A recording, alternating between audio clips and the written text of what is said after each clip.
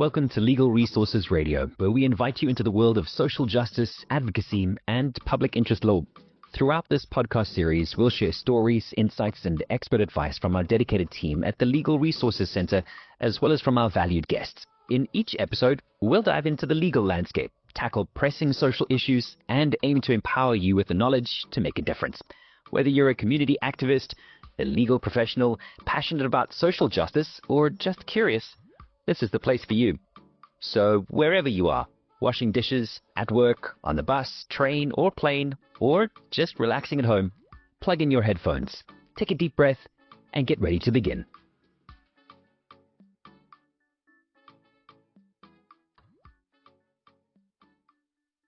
In South Africa, we know how prevalent xenophobic anti-foreigner narratives can be, especially during election times. Our leaders tend to want to use this topic of foreigners coming into our country as a divisive issue to fracture us as a society. The truth is that the failures in which they want to put on the laps of foreigners is to their failures in governance and getting our service delivery processes up and running to a good and working standard. It's important to note at the top that, in 1994, our ANC leader at the time, Nelson Mandela, told heads of African states, that when the history of our struggle is written, it will tell a glorious tale of African solidarity. He emphasized that people's civil and human rights and political rights, and that for all of the continent to unite within this one dream. For the ANC, this is not a new idea. The African National Congress was founded on the notions of Pan-Africanism through the conversations and machinations of John Dube and Sel Plaatje. In 1995, we signed both refugee conventions and unconditionally so, and that makes us beholden to international standard of protecting refugees and asylum seekers within our state. Yet, last year in 2024, many parties, including the National Party, the ANC ruling party, led on election campaigns using an anti-immigrant platform. And this has stoked fear and anger in our society.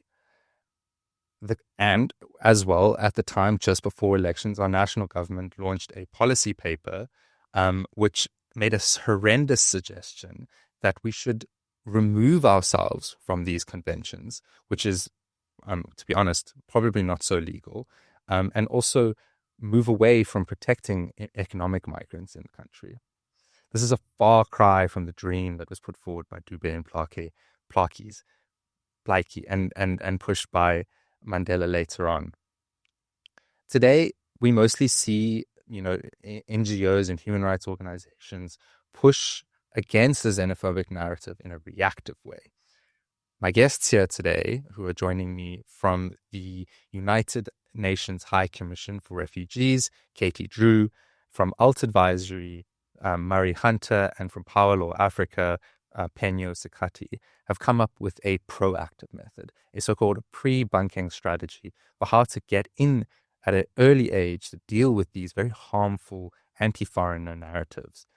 They've come up with a board game, and I'm very excited to have all three of them here to show me how to play it and show how they thought through this idea of pre-bunking anti-foreigner narrative. Good morning, everyone.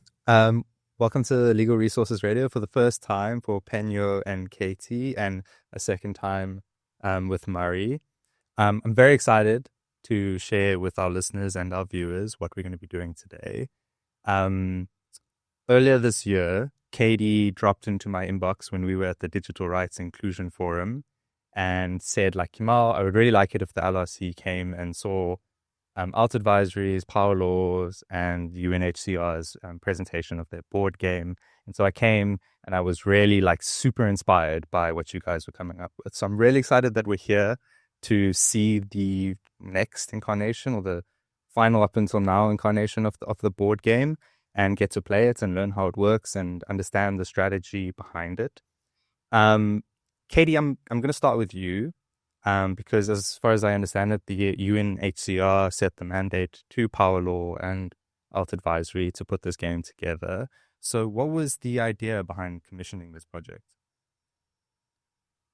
Thanks for the question. So we have funding from Innovation Norway to try and use an innovative approach to a common problem that we face across the globe. You might guess I have a British accent, so I can speak on behalf of the UK at the moment. But we see a growing sort of trend in anti-foreigner sentiment, hate, narratives that are really linking sort of refugees to sort of crime and, waves of taking over our country. And this is something that we really want to try and address. And as we were looking at how to do this, we realized that sort of the idea of chasing every myth and trying to do myth busting is actually really resource intensive. And so we did a little bit of research, and we saw this sort of approach called pre-bunking, which is the idea of getting maybe ahead of the narrative. And I'm sure, Mario, we have to talk a lot about what this means, but it takes on sort of a process of inoculation to sort of pre-warn someone that they are going to be interacting with maybe hate or toxic content. And we thought this would be a great idea to try and test it. We didn't know that it had been previously tested anywhere really on the continent, and we've only really sort of seen it tested with sort of refugees or displaced populations a couple of times in Europe by Google Jigsaw. So we wanted to see whether this was possible. Where we've seen it tested before, it's always been with a gamified approach. So we thought, well, maybe we'd be using a game, but we were really thinking it would be an online game or an app or something like that. So we came without any sort of preconceptions that it's going to be a board game. And we tried to find a context where we thought that this was going to be sort of relevant and useful, and landed on South Africa, not only because of the challenges of anti-foreigner sentiment, but also the real sort of possibilities to work with the private sector, as we have here in the room, and trying to think of different pathways in which we could sort of get the game in front of people and to play a gamified version.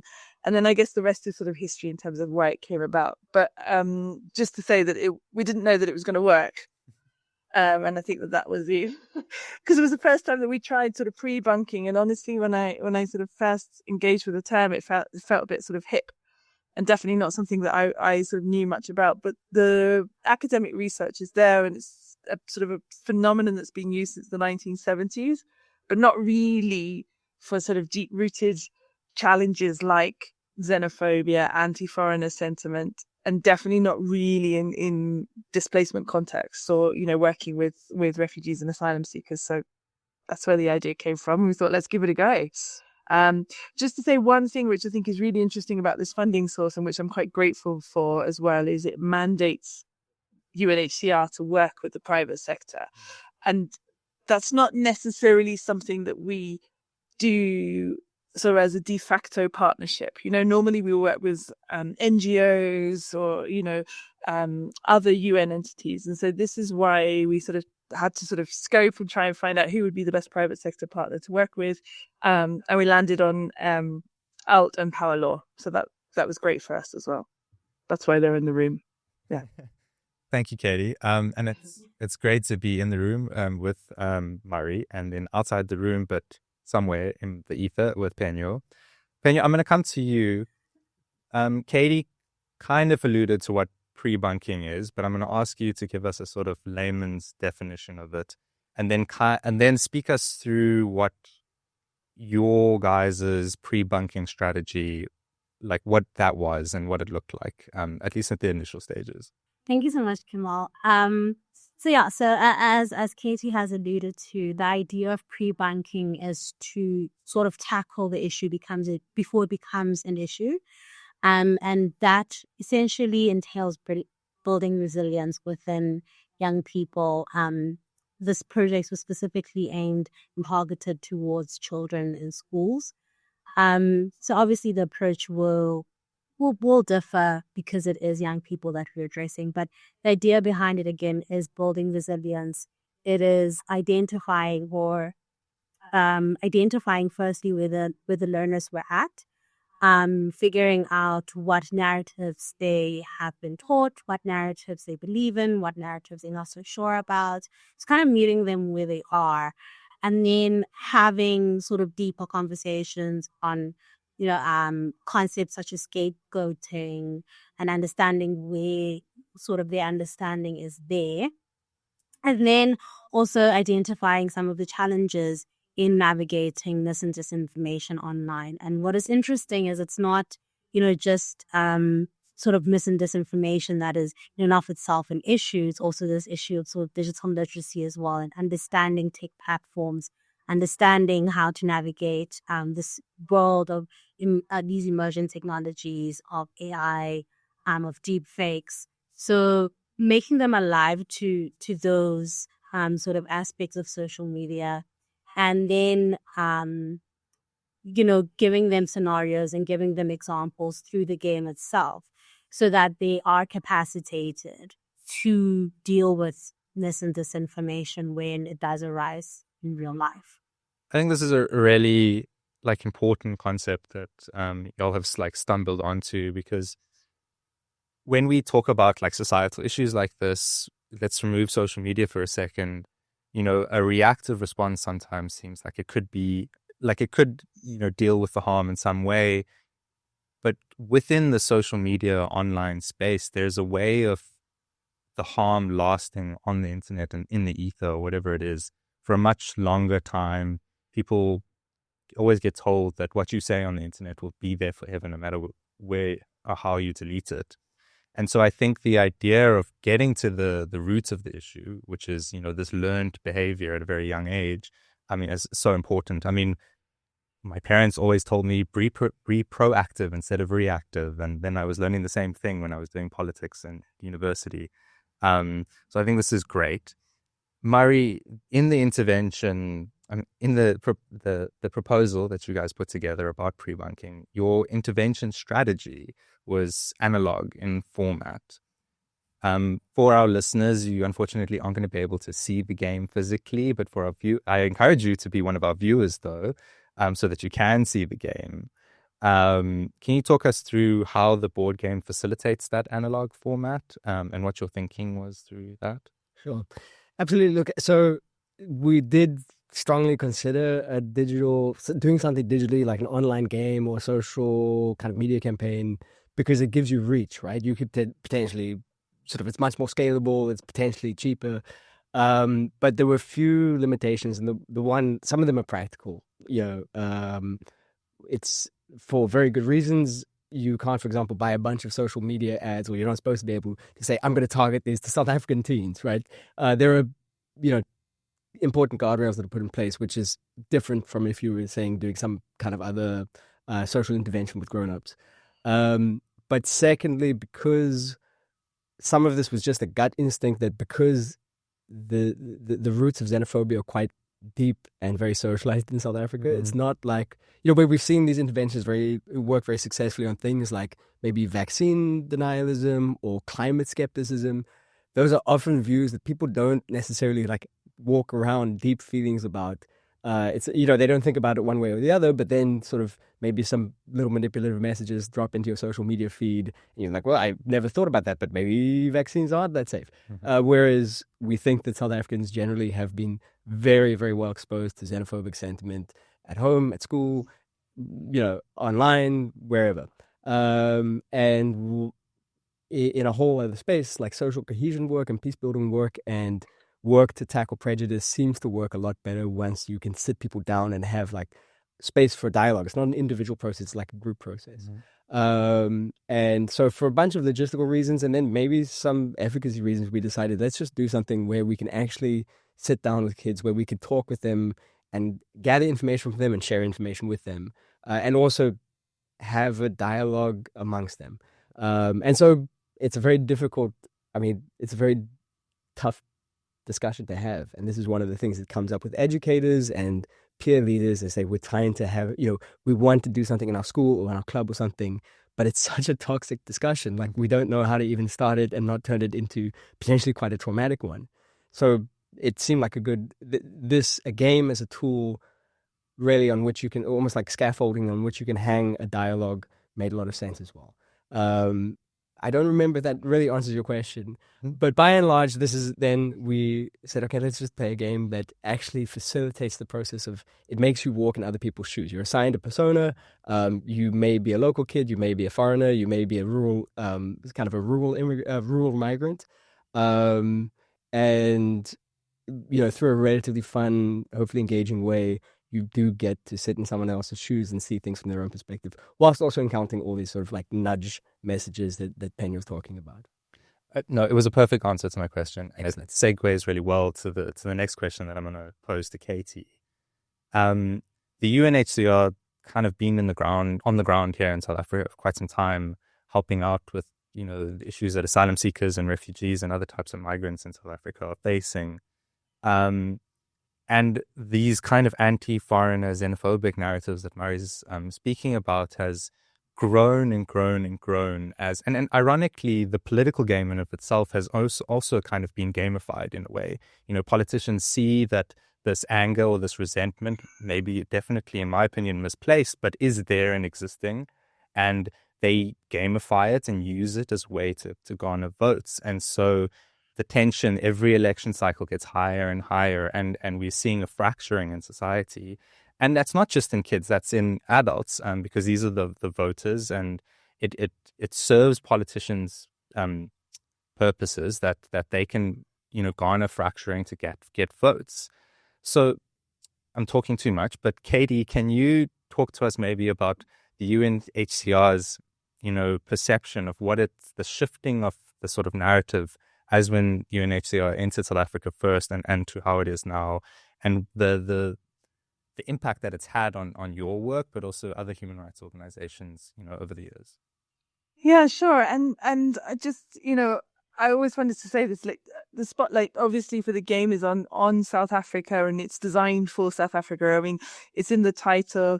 Every persona is deeply embedded in sort of, the South African reality, but this isn't exclusive to South Africa. We are seeing this trend across the globe. So historically, UNHCR has always worked on sort of social cohesion activities. And what does that mean? It means sort of how do refugees live amongst themselves, between themselves, and also with the communities that host them, right? And so, there's a lot of work that's gone into that. And that normally, traditionally, when we're thinking about the analog days would be dialogue and conversations and, in community events. But what we've seen with the sort of rise of digital platforms is that people have an anonymity, which means that they almost feel braver to say things online that they would never say face to face in a human reaction and interaction.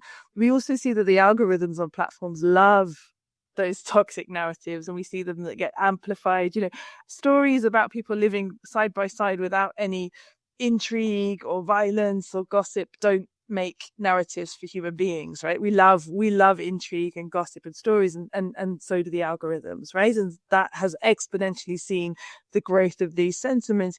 We also see that in many places and spaces that we work, I mean, Phenyo picked up on it, but digital literacy is a real challenge when we're asking people to sort of try and verify, like, where are you getting your facts from? Where are you getting your information? And very often people are sharing information in what I would say lower resource languages when it comes to how the platforms are able to moderate information. And so, for example, in South Africa, the language of moderation tends to be English. So if you're sharing anything in any of the many other languages, you can get via moderation systems quite easily. And so therefore your toxicity is able to spread almost unchecked. And to be honest, we've also just recently seen a rollback of fact-checking and moderation by a number of platforms. We don't know how this is taking effect in the South African market, but definitely in markets that we also work in, it has a clear and obvious impact. And so globally, we know that this is happening online. And I think, people are always challenging us to say, well, prove that it has an offline impact.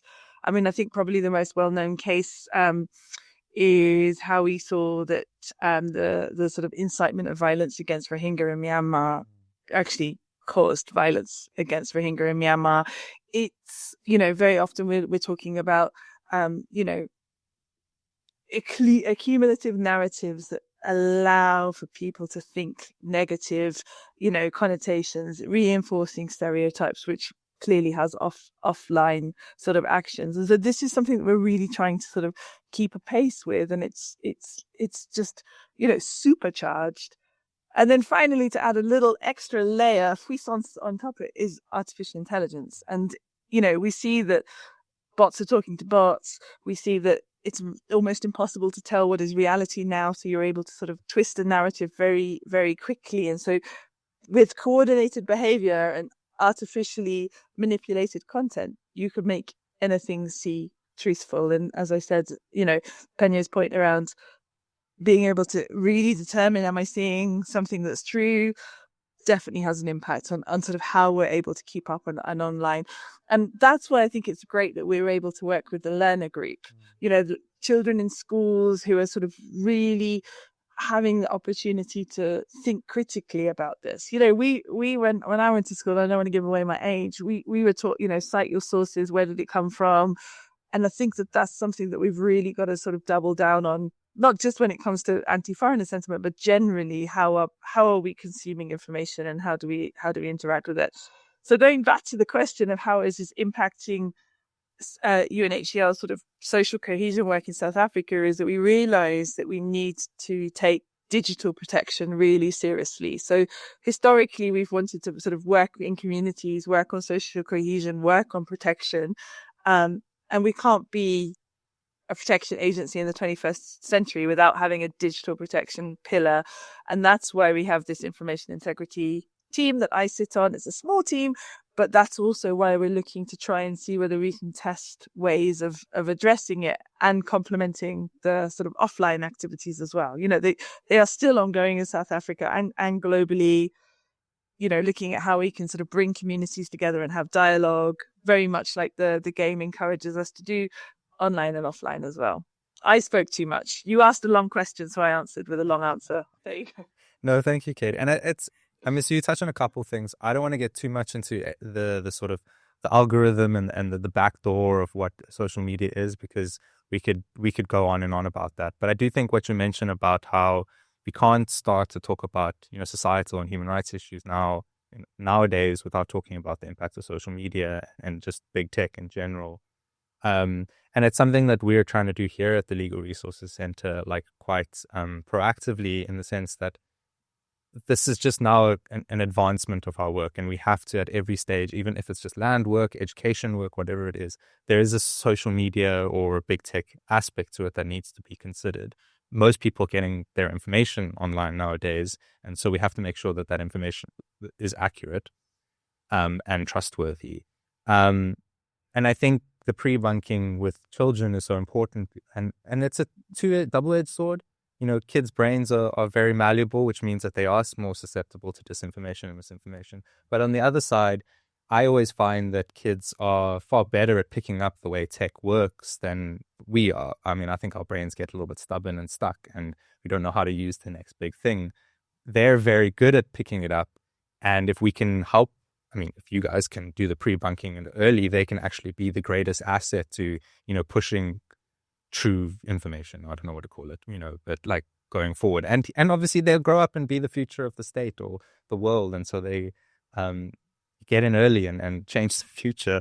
Phenyo, I want to now go back.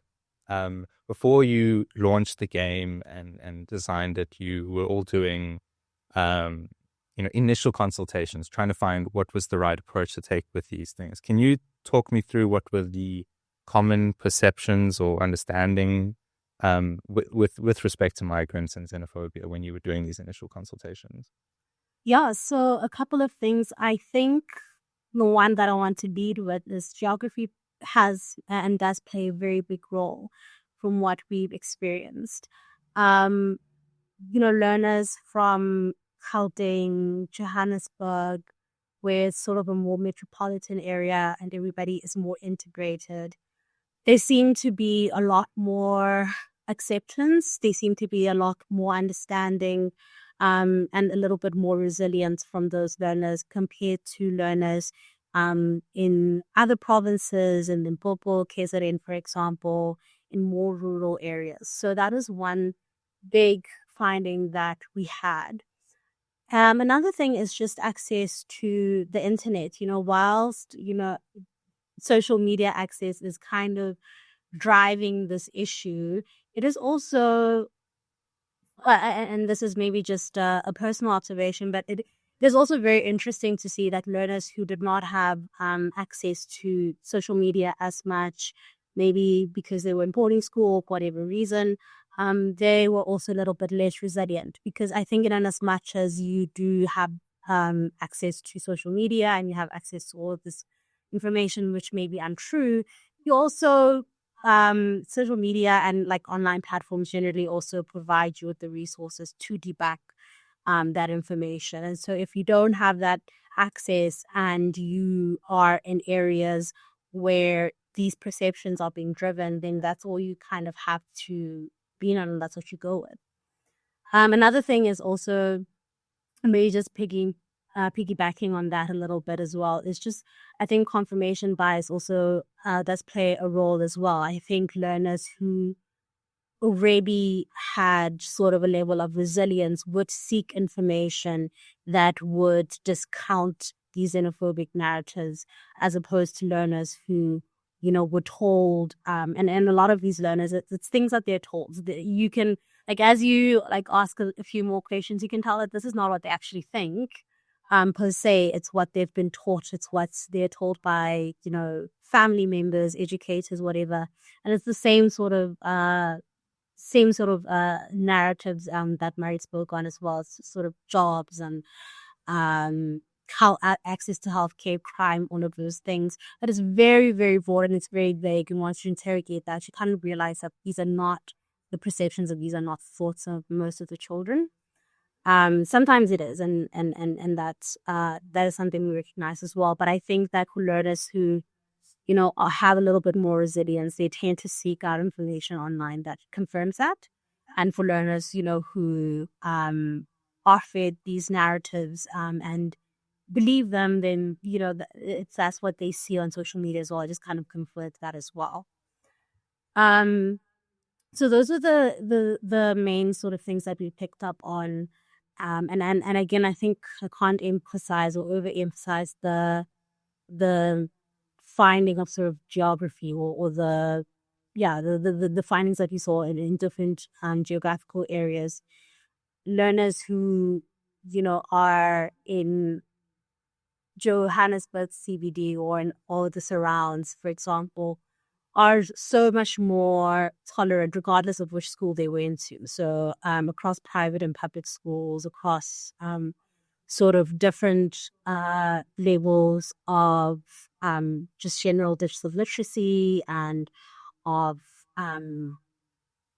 understanding, I think they generally are more tolerant, more resilient, as opposed to learners who are not so much within the metropolitan areas, who aren't as integrated, because they don't actually get to, they speak, it's very much in the air for them. They don't actually get to meet fellow learners who are migrants or whose parents are migrants. They don't actually get to engage with them. And so that level of empathy, which also informs people's perceptions, isn't there. So those are just some of the biggest things that we found out and that we recognized during the consultative period. Thank you, Phenyo. And then comes Mzansi Life, right? The initial consultations kind of, informed how you would put this game together, how you would sort of pre-bunk narratives, I suppose.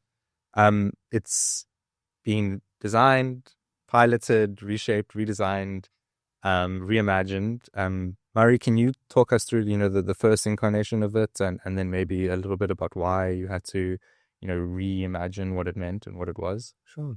So, in fact, we didn't do that many consultations without the game. Okay. Not because we pulled the trigger too quickly, but because we held the first, I think something like 110 kids have played the game in a series of focus groups, maybe closer to 100, somewhere along that. But the very first, kind of consultation we had, it was without having the benefit of some kind of coat hanger that you could hang the discussion on, and all the kind of the toxicness and the difficulty around that discussion is exactly what you'd expect. It was a very uncomfortable discussion, And, we expected that, but it was still thinking like, well, we can't do too many of those and still feel like it was an enjoyable experience. And I don't remember, basically we thought, okay, we need to have something that makes this easier.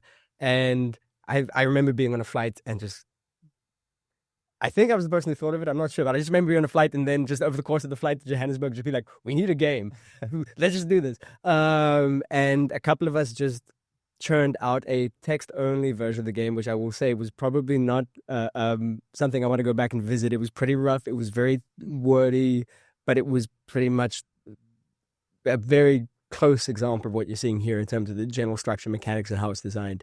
And I think we were able to put it together in 2 or 3 days in time for the next consultation to just rapidly print it out and go and run it. And so essentially we ran in our first phase a text-only version of it where maybe 30 or 40 kids in a series of consultations would play it. They'd fill out a survey beforehand and afterhand that is designed to kind of test them on 3 or 4 of the big sort of xenophobic narratives or anti-foreigner narratives that we're familiar with. Foreigners linked to crime, foreigners linked to cheating the system, people, sort of Ubuntu, how important is it to you, etc. And they do the survey beforehand and afterhand, and then we just literally just count up the results and see whether anything changes. And we're very surprised to see, even with a very basic text-based version, the numbers moved a little bit. But as Phenyo will tell you, I mean, a very text-heavy game is not that much fun. Often the language is very technical. It's often people who are speaking, it's all in English, people who are speaking English is a second or third language. And so we haven't ever translated it. It is something that we would like to do, but the second phase was a much more visual version of the game. It's illustrated. There are character personas, that you can kind of take on.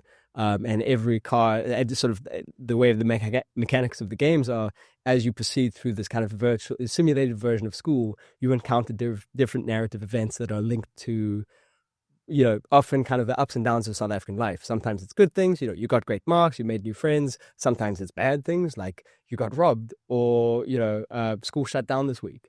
And, for reasons we can go into later, it was quite important just on instinct that this was something that didn't sugarcoat South African life. Right. One of the reasons we think that one of the reasons why xenophobia and anti-foreign narratives have taken root is that it is really, like, life is tough out there. And one of the mistakes, I think, in social cohesion work is kind of glossing over that. And not really, and I wouldn't accuse anyone of doing that, but it is very important that I think people feel that their frustrations are heard and acknowledged.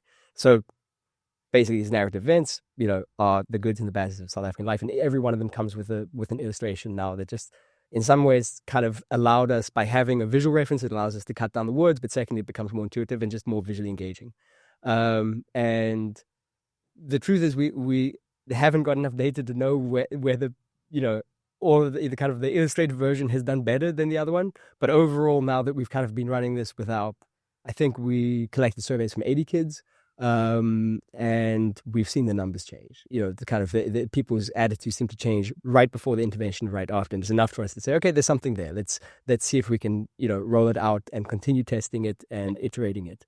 And one of the interesting things is, truthfully, and sorry, not everyone I haven't briefed this with everyone else on the call, but it's not a game that I would pick off the shelf and play. It's not my vibe. I don't like to eat my vegetables. But what is really interesting is kids, we've asked them, to what extent would you say this is this game's lots of fun, a little bit of fun, not fun at all. It has a 98% rating on fun, from the kids who played it. And, pat on the back for us, but it also is an indication that, frankly, like, learners are not necessarily that used to having an experience where people say we're gonna teach you something, but we'll make it worth your while.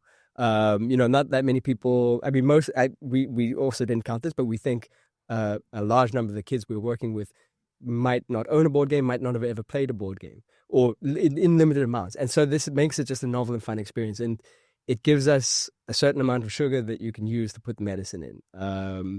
And so, yeah, it's been quite encouraging. And I think the extent to which we've had, through the UNHCR, through Innovation Norway, there's been time to really figure this out and to test it and to revise it and to make something that we think is fun and engaging, that kids seem to really, they've been involved in designing, they've kind of sort of signed off on it to some extent. It's been pretty rewarding. So I think Murray's kind of answered this question I'm about to ask again, Phenyo, but I wanted to so you spoke about the enjoyability that kids had after playing it, but maybe, Phenyo, you could share a little bit about, so obviously the idea is to change the narrative, right? Like they go in with one opinion and hopefully they come out with others. Can you maybe share like some anecdotes that you might have had from kids post-game versus pre-game playing? That makes sense? Yeah, that makes sense. And thanks, Kamal. I think maybe something that we also recognized very much at the onset of this is the role and the importance of the role of having facilitators around. I imagine it would be very difficult, or not that difficult, but a bit harder to play the game if it's just the children by themselves without any sort of facilitation, without any sort of guidance as to the rules, and more importantly, without debrief sessions afterwards. Because, pre-bunking one of the challenges of pre-bunking strategies is that it can lead to oversimplification, and it's important to, after the fact, have those debrief sessions. So, yeah, facilitation, I think, played a very, very big role in that. But as to sort of the impact of the game itself, I think the learners, and I'm just gonna touch on what Mari said and expand maybe a little bit on that as well, is the learners were able to put themselves in the shoes of different people. You have a different persona. When you pick an origin card, you are a different person. And the interesting thing about the game is at sort of the first stretch of it, depending on the card that you draw and who your character is or who your persona is, you have a longer or shorter route to sort of getting to the second part of the game. And, debrief sessions were helpful in the sense that we could unpack that. If you pick up a card, for example, and it says that you are from X country, you are living with your grandmother, for example, the road may be a little bit longer, and it is a reflection of what real life is as well, versus if you've lived in the city your whole life, and your route would be a bit shorter. So I think the learners were able to appreciate that, and I think that also fed into sort of this idea of adding empathy in building resilience. But yeah, I think the learners generally, there was a shift from before the game was played, when you had discussions with them as to where they were at versus how they felt after the game was played. And, it wasn't the case across the board, but I think for a majority of the learners that was the case, having the opportunity to, take a card and read the card. We also did encourage the learners to read every single card that they had and read it loudly so that everyone else could hear. I think that opportunity, paired with the fact that they were able to sort of step into the shoes of someone else, gave them the opportunity to reflect and have a little bit more empathy, see things from a different perspective, learn, and then, again, debrief and really interrogate some of the things that they'd been taught, or that was shared to them, some of the narratives that have been shared to them in the past. Again, this is not, I can't say, and I can't imagine that, one game that is played in the span of an hour and a half is going to change the perceptions of children completely. But I think that it is, I think it does have an impact. At least it starts a conversation, which is the most important thing. And it kind of gives context, so that when we do debrief, and that when facilitators or teachers in the future then have these more in-depth conversations, it is sort of backed by a more nuanced understanding as to where the country's at, what scapegoating means, what disinformation is. So just by learning those concepts, not necessarily by their names, because they're very technical, but just by how they play out in real life, does have an impact, and it gets the conversation going, which is, I think, predominantly what the aim is to have those conversations, but to have them more forthcoming.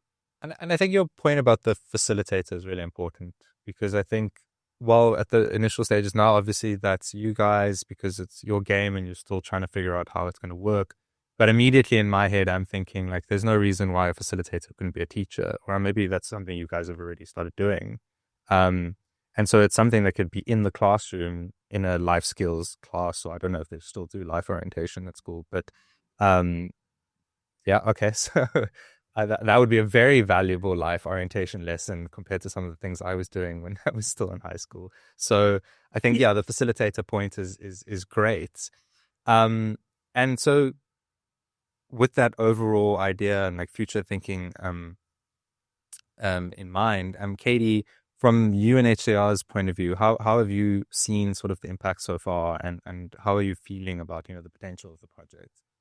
Yeah, I'm feeling really positive about the potential. It's, to pick up on Phenyo's points, I think that, yes, it is a really good way to start the conversation. To see the needle shift even slightly on some of those perceptions is something that we're really interested in. I think we want to go a little bit further and try and understand, like, what is the longevity of that impact, for sure. If we went back into the classroom even a week later, would we get the pre-game results again, or would we get the post-game results? We've been really lucky that we've been able to work with the Department of Basic Education in South Africa to think about, okay, how do we, what does this look like at scale, so we could get more data back? And yeah, what does facilitation look like? I mean, there's a facilitation guide that goes with the game. We're working on the sort of digital look and feel that can sort of support the game sort of rollout and scale.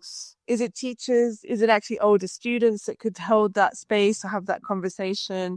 We're also thinking about how we can sort of make the connection with sports and sports actors, because whilst this could be played in school, if you're bringing people together, sports is a great way to try and talk about diversity anyway, and talk about the spirit of Ubuntu, and maybe, when kids are coming together, there's always a downtime, maybe when the other teams are playing, that you could sort of think about the sort of opportunity to sort of play this game. So what does rollout there look like? Another space that we're really interested in trying to think about next steps is, how do we work with faith actors? Because there's an opportunity to really engage with the congregation, and regardless of which faith you're coming from. We had a discussion last week, a couple of weeks ago in Durban, about the similarity of the message of solidarity, and actually there's ways in which we could sort of think about the sort of game and playing it in sort of faith spaces, for want of a better word. So that's definitely something we're really interested in South Africa. So like getting on top again of the monitoring, the evaluation, and understanding the longevity, and then thinking about the adaptability to different contexts. Now, the nice thing is, just thinking about the future is, you've got the game set, you've got the cards and the personas. If something changes, and this is where it could be quite reactive, and you talked about sort of like the election cycle, or maybe we see a whole new sort of arch narrative coming out, linking, refugees and migrants to a strong narrative. It might be that we are able to sort of supplement with an additional set of cards or something like that keeps the game sort of alive and relevant. And then if you're thinking about like the life skills education, it could be something you pick up every 3 months with a new set of cards or something like that, just to keep it sort of, contemporary. We are also thinking about, is this something that would be really valuable in other settings? And one of the places we're excited to take this to is Uganda. because we'd see social cohesion problems in Uganda, definitely. It's a huge refugee population in Uganda, and also a really diverse refugee population. So we have many, many different countries of origin living in the same space, thinking about the social cohesion sort of intra-community as well as with the host community. So that's something that we're sort of keen to see how we can adapt and adopt this. So Uganda would definitely be next on our list, but very happy to accept resources from anywhere to think about how we can scale this. But going forward, we have the support of Innovation Norway, which is fantastic. So we're quite lucky to be able to sort of think about the next phase. It wouldn't be 2025 if we didn't do a fundraising plug. Sorry, you have to. It's the environment we're all operating. No, and please, this is your guys' platform to plug anything you want. So if it's a funding proposal, absolutely, please do. I hope I don't get in trouble for saying that. So, Katie, you've kind of already answered this question, so I'm going to go Murray first and then Phenyo. Where to next with the Mzansi Life from your guys' perspective and the pre-bunking strategy in general? So, I mean, I still have to finish my report. But I just want to say one thing, which we've been remiss in mentioning. One of the other actors has been quite crucial in getting this as far as it is Media Monitoring Africa has helped us run these consultations. They've got a very good background in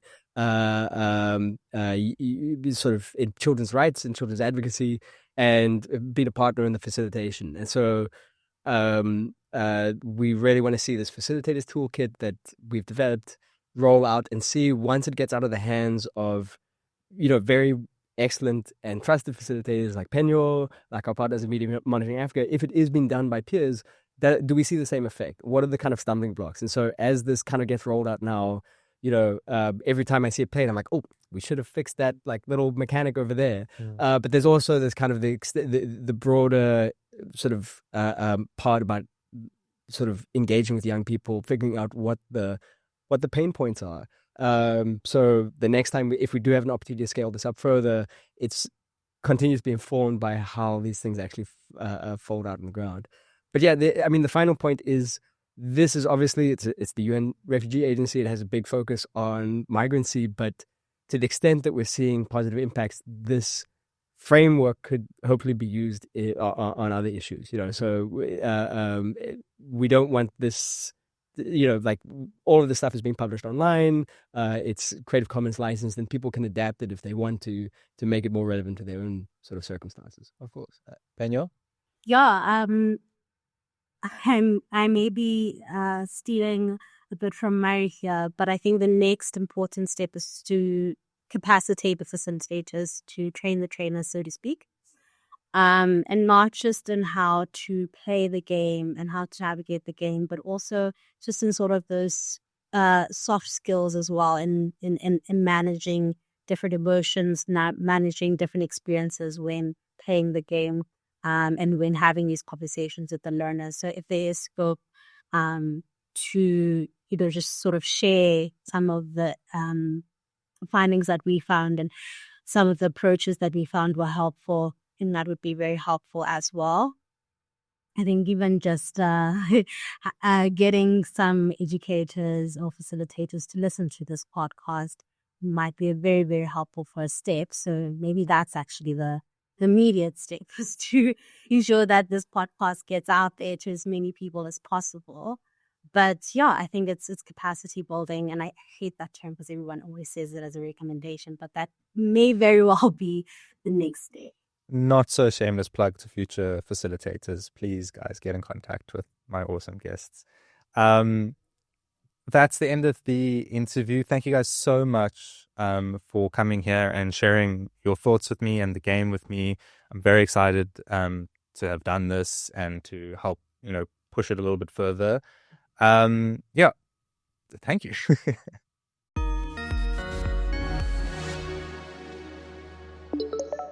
Here's the game. Now we're going to play.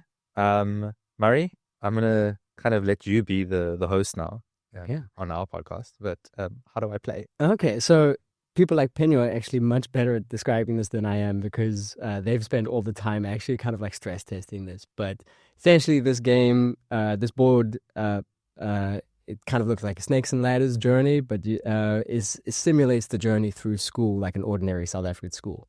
And as you see there, these different sort of like the first part of the game is these 3 parts converging from different parts of the board into one place, which is school.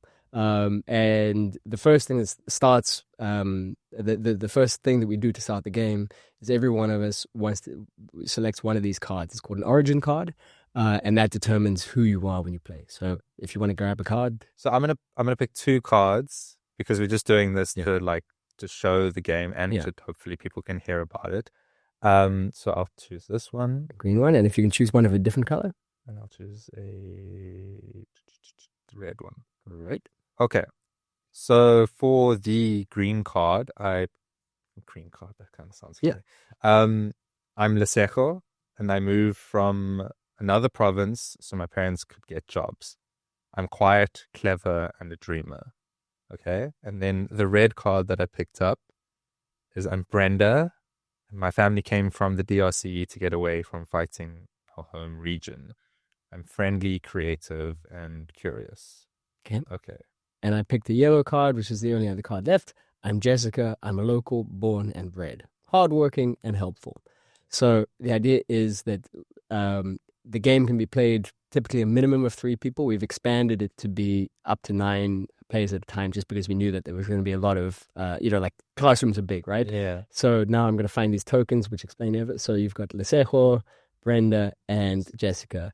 And, so the idea is I'm yellow, which means I'm a local kid. I'll move for you if I don't mind. So Brenda, Lesego starts over here. You can see this is where he gets off the bus to this kind of new home where he's settling in from a different place. And then Brenda, as you can see, this is a kind of border crossing. This path represents people who come from a different country. Okay. Well, it's just for audio's sake. Jessica, on the board, there's a sort of like a house with a little satellite dish and a clothesline hanging off it and a small path. And so they kind of just step off their door and onto the path to life, I suppose. As you said, Lesego gets off a bus and is now starting. And then, yes, Brenda is at the border post and then starting life here. Yeah. Okay. Now, this is mainly possibly interesting for me, but one of the reasons why it's important to have this middle category, the people who are from South Africa, they have citizenship, all these other things, but they are coming from a different place and settling somewhere else. And we've seen this in interventions around migration and understanding what migration is, which is everyone comes from somewhere. Yeah. Very few people are actually local born and bred. It's like, okay, yes, I was born here, but my family came from somewhere, and they're, like my parents were from somewhere else. Most people have taken a journey to get here, and this idea of just having 2 categories, belongs and doesn't belong, or kind of is sort of been here from the start and has just arrived, is kind of a false dichotomy. And once you start to peel out those different categories, it sort of starts to, at least it just doesn't make it all about like national borders. Yeah. Okay, so. And just sorry, before we go, I just wanted to say, I mean, like just recently in the news, we heard our very own mayor here talking about like their frustration with people coming from other provinces into the Western Cape. So you are right. Like it's not just coming from another country where people have issues with. It's also, from within our own country in different provinces crossing borders. Yeah. But yeah, okay, sorry, you go. No worries. So I believe in the rule set, it says the person who's youngest starts first, which is kind of cute when it's kids, but every time I play this with grown-ups, it creates a bit of awkwardness, but I think that means you go first. Okay. Maybe you go, so we do, you choose one of your characters to go first. Okay, well, we're assuming that they're the same age. Red is my favorite color, so I start with Brenda. Okay. I got 2. Okay, so. You go. Yeah, okay, so I'll move you. Brenda moves forward 2 squares. And she hits this card that's got a triangle with it, and that activates your first narrative. So you grab a red card and you tell us what it says. Okay, an official won't give you the documents you need to get into school unless you pay a bribe. And then there's a little information thing. It says, did you know all children have a right to basic education in South Africa, including children born in another country? Sorry, you have to skip a turn. Okay, so when I'm Brenda, next round, I won't go. Yeah. And so, this is, I mean, you'll notice people who are on that track, on the kind of the, people who've come from another country, that is the hardest track. You are going to have a slower start, but let's see how dear Jessica does. my local child. 3. So I'm going to move forward 3, and I hit one of these yellow cards, which is her story. Oof. So I started a rumor about one of the other children in the neighborhood. Strongly work together. That's the spirit of Ubuntu. Sorry, I have to skip a turn. Who wrote this game? This is their so this is an example, like, this is not pre-bunking, but this is the kind of that social messaging I spoke about, which is like and we think that not appealing to pity or to people as victims, but actually appealing to the sense that, like, standing up for others is something that's just good to do, and that you get rewarded for it. It's something we've seen resonate. So this is framed negatively, but often what you'll see in these cards is that there's a kind of positive message about standing up or helping others and getting rewarded for it. So we're both going to skip a turn, which actually will make this a lot easier because it will iron out, but let's see how the Sekho does. And I think it's also important, like, to kind of teach a lesson about that, like, actions have consequences, and so if you do something like starting a rumor, it could negatively impact someone's life, and that shouldn't be something that's celebrated, right? Yeah. Roll 2 again. Okay, so I'll move you 2, I suppose. I'm actually not sure. I think you move everyone else like that. Yeah, there you go. Yeah, I'm discovering a new thing about how to redesign this game. But okay, as you activate one of the Sekho's cards. Okay. Your friends start making fun of a new boy in the neighborhood. Instead of telling them to stop, you just stay quiet. It can be hard to stand up to others. Oh, wow. Sorry, you have to skip a turn. Okay, so... you know what? I'm realizing these cards might need to be shuffled. Yeah, let's just do a little shuffle, shall we? That's all right. We're all learning here. Yeah. Okay, there we go. Actually, it does, as this game comes out of the box, which you just saw, there is going to be a little bit of teething pain. So the second group of kids who play every box set is going to have possibly a much better experience. But since everyone has skipped a turn, why don't we play again? Everyone skipped a turn. Brenda, would you like to go on to the next turn? Right? Yeah. And like you say, I mean, they've all skipped turns. Yeah, life is hard. Yeah. Okay. So, okay, I keep running to you. I don't know what is going on here. But Brenda moves too. Let's see how Murray's shuffling has gone.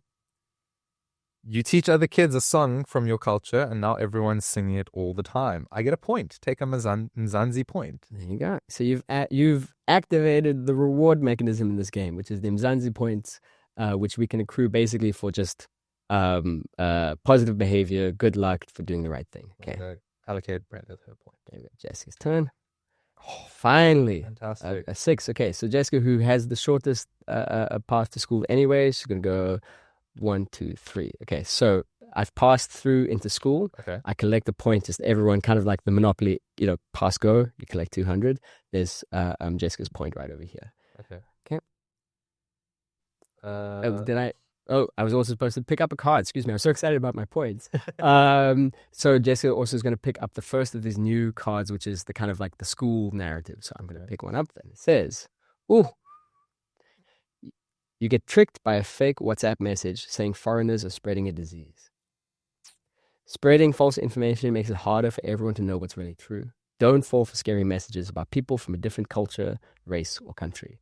I just want to say, I really love the illustrations. I'll talk about the illustrator in a bit, but in the meantime, because I fell for some fake news, I go back 1 square. Interesting. Okay. Yeah, and it's kind of that like classic animation lines where it's like you kind of feel, oh no, I've been caught. This kind of like bad feeling, sinking feeling. Yeah, I really like that as well. Okay, so now Brenda has moved, so I'm now moving to Sekho, right? Yes. Yeah. Okay. 1. And you're still in the kind of early life phase, so I've got to change my range of motion here or something. Oh no, when you arrive in your community, someone steals your things. You might see social media posts blaming crime on certain groups of people, but crime is a challenge affecting everyone in South Africa. Go back 1 square, so we didn't progress at all in life. Yeah. And again, this is the kind of something which is like, the kind of the crime, experience of crime is quite a big phenomenon in this game. I'm a bit confused about where we are now. Is it Brenda now or? It's Brenda now. Okay, yeah. so. But also just to point out, like, we can see it visually and everyone else can see it visually. But for those, like, for an audio perspective, both Brenda and Sekho are still in the initial stages of life, while Jessica has, as you said, who had the shorter path, is already in school. Yes. 4. You move. Okay, so 1, 2, 3, 4. You're now entering school, and collect 1 Mzansi point. There you go. And I don't have to do anything here. No, you just chill. Okay. So Jessica's just rolled a 4. 1, 2, 3, 4. Nothing happens to her. She just moves forward. Okay. Let's see. Yeah. 4. Oh, he really needed a win. That's great. Okay, he's in school. Yep. And collects a point. There we go. Okay. So now kind of all our characters arrived in the same place, and from now on they're going to encounter the same events, right? We're all going to draw from the same card. And the idea there is it just gives it is to simplify the mechanic, but also is meant to give a sense of the extent to which we have these different experiences, but we also have a lot that is in common. Yeah. And the idea that good and bad, we're all kind of in it together. Do you only get Mzansi points in the initial stages? No, we're going to get it throughout this. Okay, Yeah, cool. But it does make a difference, right? Like how many points you get in the initial stages. But I'm sure you'll show me why that matters later. Ha! Brenda goes 6. Yes. I think it's... Yeah, it's Brenda. Yeah, go for it. Yeah, this is Brenda's first. Yes. 1, 2, 3, 4, 5, 6. Okay, pick up a card. You get a letter from a secret admirer. Collect 1 Mzansi point. There you go. Yeah, so it took us a while to get to one of the schmaltzy ones, but I guess this is like, because it can kind of, I think when we tell people that we're doing a board game about xenophobia, it understandably it raises some eyebrows. That sounds like a real bummer. But there's just some cheesy, silly stuff in here to make it fun for kids, and our kind of various bits of information we have suggests that, like, you know, like kids are, as much as they're savvy and all these other things, like there is a kind of, I don't know, like the schmaltziness that actually seems to resonate from this game. Like people get really excited about stuff like that. Yeah, it's kind of fun. But also, like, that is life, right? Yeah. Like you'll go through all these difficult things, but like also you still want to love and, you know, fall for things online, but also like help someone out. Yeah, like life is multifaceted. I'm a bit confused about who's next. You. Yeah. Let's just go you, me, and then I think that'll be easy. Okay, 3 points. Oh no, I know exactly what's gonna happen. 1, 2, 3. I've just landed on this kind of snakes and ladders style thing. It's upside down. Can you read it? You shared a rumor about someone on social media. Oh no, take the sideways part. Okay, so I'm going backwards 3 steps. So these kind of like these backwards loops again, like very dramatic moment in the games. Yeah, exactly. You hit the snake. I hit the snake, exactly. So it's not a totally linear path. I think you're up. Okay. The second. Let's go. 4. 1, 2, 3, 4. Okay. There you go. Okay, and you pick up a card. Another one. There's a family emergency. You have to miss school for a week. Ooh. Family support is important for everyone. Those who live far away from our families may face extra challenges in life. Sorry, skip a turn. Okay, I will remember that for next time. Yep. Blessejo skips a turn. So now it's back to Brenda. Yep. So I'll go again. Oh, 1. Okay, Brenda just moves 1. And nothing happens. Cool. Blessejo. Jessica. Oh, 1. And she picks up a card. You go to the clinic, but it takes a whole day to see a doctor. Some people blame the long lines at the clinic on foreigners, but the real problem is that there just aren't enough doctors or nurses. Sorry, go back 1 square. So, as I mentioned, there's kind of these big narratives that we're trying to hit. The one is obviously like linking foreigners and crime, foreigners and like clinics in particular, but generally like public services. And jobs is another one, and there's a few others mixed in there. But so this is something that's come up big in the research, this idea that people are like weighing down the system. And it's as you know from the news, it's becoming a big part of daily life, where there are people sitting in line trying to stop those who don't have IDs. Yeah. And so just trying to hit that has been quite an important part of what we're focused on. And I think what's important to note, so Jessica's our local born and bred character, and she's been the one that's hit with this life event, right? And the truth is, and I think what a lot of politicians are trying to avoid the reality of, is that service delivery, whether it's like health services or, getting social grants, et cetera, is down to their failure of governance and not necessarily a particular group of persons like fault. The system is broken because the system is broken, not because a particular group of people are breaking it, except maybe the politicians' group of people. Okay, so Lesego skipped a turn. So we're not going with Lesego, we're going with Brenda because we're back to the beginning. Brenda got 3 points, well, 3 movies. 1, 2, 3. Brenda is fine. Not doing anything. Not you. That's me. Great. 4. 1, 2, 3, 4. I'm happy because I skipped that the snake that I got tackled with before. Okay, and I'm gonna pick up a card. Oh, this is just bad news for me. You get tricked by a fake message blaming foreigners on South Africa's crime. Watch out for messages that make scary claims about people from other countries or cultures. All players except for you can collect 1 Mzansi point. Oh, interesting.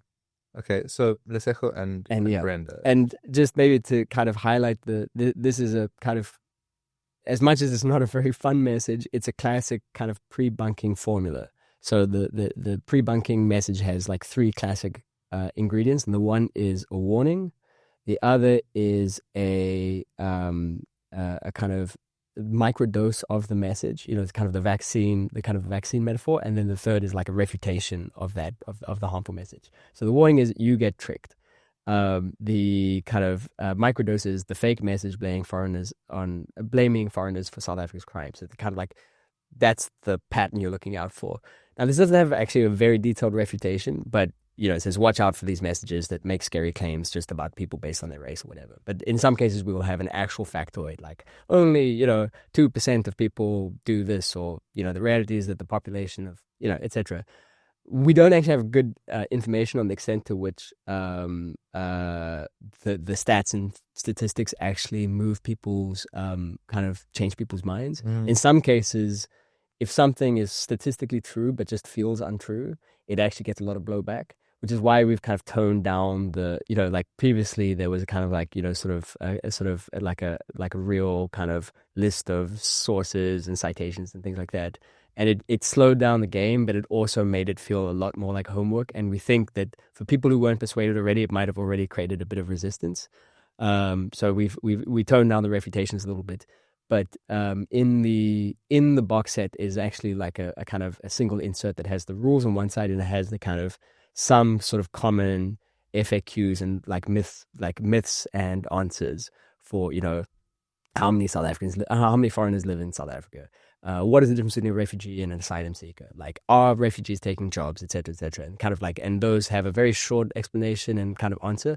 It's mainly for the facilitators rather than necessarily the kids who are playing, but it can be used by anyone. And then it's just send you online to kind of get more information if you're that sort of person.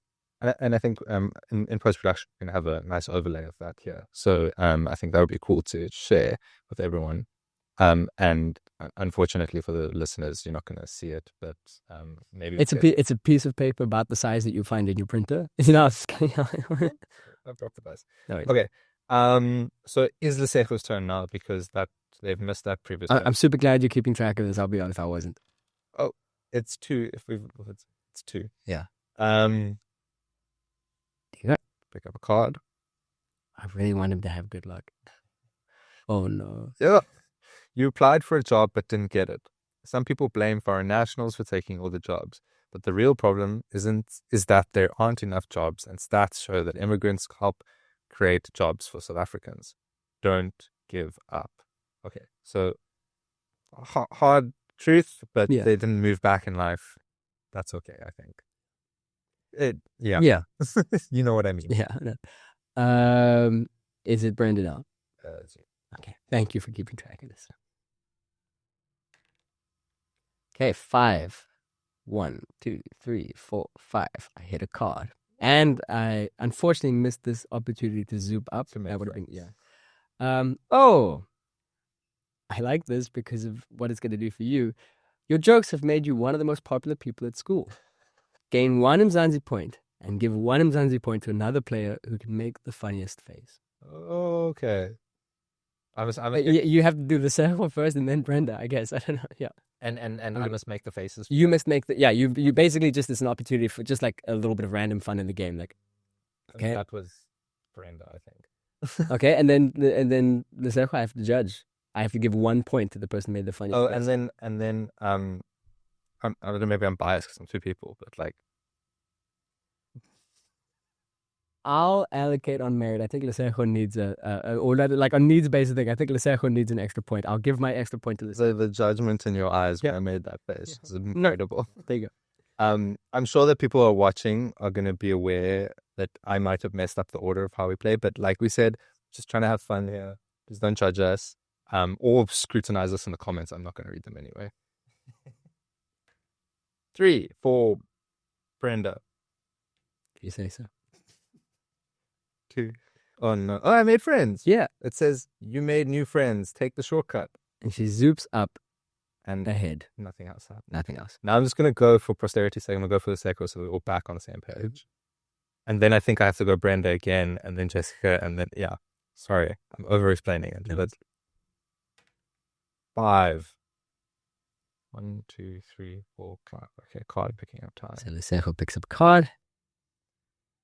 You shared your culture at a Heritage Day event, school event, and people loved it. Sharing our cultures help build respect and understanding. Move forward 2 squares. Yo, Lesego is getting all these points.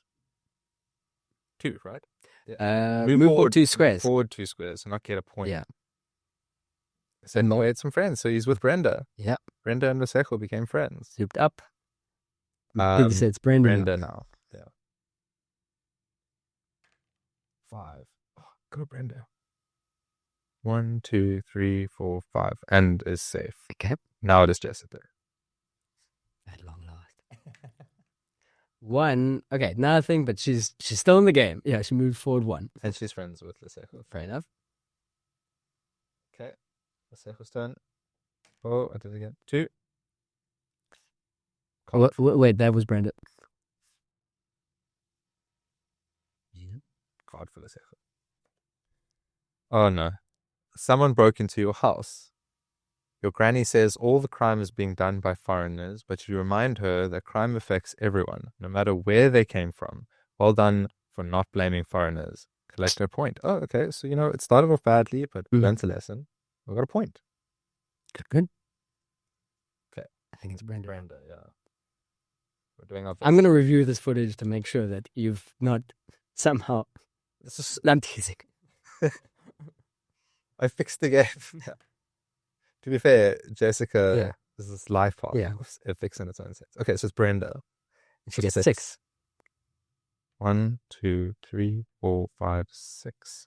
And skipped this thing, which is upside down for me, so you can read it for me. If you had landed a little bit sooner, you would have landed on one of these snakes and ladders things, and you would have got top marks at school and take a shortcut to Zoop ahead. All good. She had a great role, and so she ended up there anyway. There you go. Jessica. 4, dear. 1, 2, 3, 4. You get caught bullying a new classmate. Oh no! Take the sideways path. So I am on one of the snakes, and I zoop back down. So I'm zooping backwards. Okay. Well, I do hope that Jessica is learning lessons in all these hard times. Okay, Lesego's turn. 6. See, I knew it needs more range of motion. 1, 2, 3, 4, 5, 6. Top marks for Lesego, and joins Brenda here in Sekati. And now it's Brenda. 1. Uncontroversial. Controversial. Yeah, cool. Easy. Okay, Oh no, Jessica. Okay. Jessica lands on the exact same point that she landed before, and she's back where she was. Oh. You get caught. She's not learning her lesson. She goes back. Yeah. Lesego is going to go now and get 2 and move here to this card with the point with the question mark. Picks up a card. Says, oh no, someone stole your school bag. Luckily, some classmates shared their books with you, so you won't fall too far behind. But sadly, you have to skip a turn. Sorry. Okay. Sorry, Lesego. Okay. Brenda is now 4. 1, 2, 3, 4. Also picks up a card. You got great marks at school. Well done. Education is a right for every child in South Africa, no matter who they are. Move forward 1 square. Brenda is almost done with life. Sure. Very close. What a reversal of fortunes, hey? Okay, so and Jessica is still halfway along the board. She gets 5. She rolls 5. 1, 2, 3, 4, 5. I'm really hoping for good luck. I'm also worried I haven't shuffled these very well. Let's find out. Oh no! A local councillor sends out a threat to foreign businesses. Some of the shops are closed this week because the shopkeepers are afraid they'll be targeted. Sorry, it's not your fault, but you have to go back 1 square. Okay, well, at least you didn't hit that pesky arrow snake. There you go. The second misses the turn. Okay, so it's Brenda again. 3. And they finish. And yeah, so Brenda has finished the game, and because she's the first to finish, she collects 2 extra Mzansi points. And then the final part of the game is you get, in your capacity as Brenda, you collect one of these, a future card. That's kind of everyone who, you don't read it yet, but you collect it, and once we're all done, we all read our future card. That kind of tells us what lies ahead for us. Okay, so this is Brenda's future card. I'm going to put it next to Brenda, and we'll read it later. Okay. So, finally, some good luck for Jessica. I hope she rolled a 6. Was it Brenda? Jessica? Yeah. Jessica. 1, 2, 3, 4, 5, 6. Okay. She is not having to pick up any cards, but right now that's good luck for Jessica. Yeah. This is going to be easy now because it's 2 of us. Well, 2 of them. 3. 1, 2, 3. Picks up another card. And the card says, oh no. You get fooled by a fake post saying a foreigner was caught stealing. Be careful of scary stories about people from another culture or nationality. Spreading rumors can cause violence and property damage that hurts the whole community. You have to skip a turn. So Jessica's going to go twice. Okay. So as it happens, there's not really any benefits or downsides to where you finish at this point. 1, 2, 3, 4, 5. Okay, I'm going to pick up a card. Oh, I volunteered at a soup kitchen and made new friends. Volunteering, there's another social messaging one. Volunteering helps build a sense of community and teaches about people with different backgrounds. Gain 2 Mzansi points. To be honest, I'm kind of seeing this through the eyes of a child who's playing Jessica. I'm like, she hasn't had that many, she hasn't been the good guy that often. This is a sorely needed kind of good guy moment. And as it comes closer to the end of their school journey, they're I think maybe with that card you can say that they learned a little something and it's now trying to give back to the community. There you go. Let's hope they don't pick up another bad card before they end. Okay. You got to go again. Oh, okay. Thank you for keeping track of this. Okay. 3, and she is now also at the finish line. She says, finish, pick an Mzansi future card. I think because these haven't been shuffled, I might shuffle them as well and pick this one over here, and I'm going to read it once Lesego is at the end. Okay, Lesego, let's get some a trick and graduate. There we go. Perfect. At the end, also picks up a future card, and we're done. Okay. Now with this part. Yep. Okay, so should we go in the order? Brenda finished first. Brenda is an author. Her novels win prizes around the world and get translated into many African languages. That's pretty positive. Standard. Jessica becomes a community leader. I will help unite the community and launch youth programs that bring people together from all walks of life. I think that's a great ending to... Yeah. Somebody who's had a storied life. Yeah. And Lesego becomes a nurse. Their hard work and studying will help them become a nurse, bringing health and healing to the whole community. Go Lesego. Cool. And that's the game. So basically what would happen if you were in a group setting, playing this kind of in a facilitated process, it's normally an hour and a half, 2 hours. There'll be some facilitation at the beginning just to warm things up, play some play some sort of icebreaker games. Yeah. And then there'll be a small amount of dialogue to talk about, firstly to get some definitions, what do we mean when we talk about prejudice or nationality or race, sort of what does Ubuntu mean to you, those kinds of things, examples of prejudice you see. Then we play the game, and then there's a reflection at the end with some kind of guided questions I mean, sometimes it's about what did you take notice of in the game, like who did well, who didn't do well. Like some of it is about sort of just getting people's feelings about, was this fun, was this not fun? But it's also like kind of to try to piece out the metaphors and unpack them. And often those are coming from the kids, not from us. Like they'll say, I noticed, like that, the people who started off behind finished out okay in the end. And like, I noticed that even people who are different have the same experiences, those kinds of things. And one of the important points is that the people who get ahead first, I mean, in this case, being a good example, you remember Brenda was far behind, Jessica was far ahead. But not to put too fine a point in there, but being like up front doesn't necessarily mean you're going to win. Like actually, the real winner, by the way, I forgot about this, is the person with the most points. Okay, so let's tally up. Yeah, I know it's not Jessica. I think I have a feeling. So Jessica had 4 points. Brenda had all 6 points and became an author. Okay. Kasejo has 4 points and became a Okay, nurse. so Brenda's, we're all winners here, but, and we've strongly considered making it a game where no one actually, there's no clear winner. It's just like everyone finishing is the winning, but that for various reasons was not, people like to win. Yeah. And kind of, just the sort of like a point about some things that didn't go quite as we expected is that in the original design of this game, the idea is that cooperation and empathy was going to be like a key part of this, like observing who's falling behind. And we do see sometimes people act empathetically. We'll say, okay, like I awarded when I had a chance to award a point to someone else, I awarded it to the person with the least points just to be, decent about it. And people do act like that. But I severely underestimated just how competitive kids were going to get. And the kind of idea that this is an opportunity to like engage empathetically and see, sort of see that like everyone struggles the same. You put it, you get into the classroom and kids just, they gloat. They gloat in the most unseemly way when they win, and they take such kind of unseemly delight in everyone else's struggle. So, which is, that's fine. It's in a safe, contained environment, but it is always a good reminder that you can design something, but, kids are not, they're not to be puppeteered. They have their own brains and their own instincts, and, we'll figure it out for themselves. Yeah, and I think like hopefully the messages as they go, or they win or they lose on each individual stage, like that they eventually learn something and take something out. Yeah. But I mean, Murray, that was really fun. It was kind of more anecdotal than it was actually us playing. But I am glad that my player Brenda. Yeah. Also, I did have a soft spot for her from the very beginning. So. I've never played as Jessica before, actually. So there's 9 personas. We originally just had 6. Yeah. And the idea was like when we tested it, it was a game for 3 to 6 people.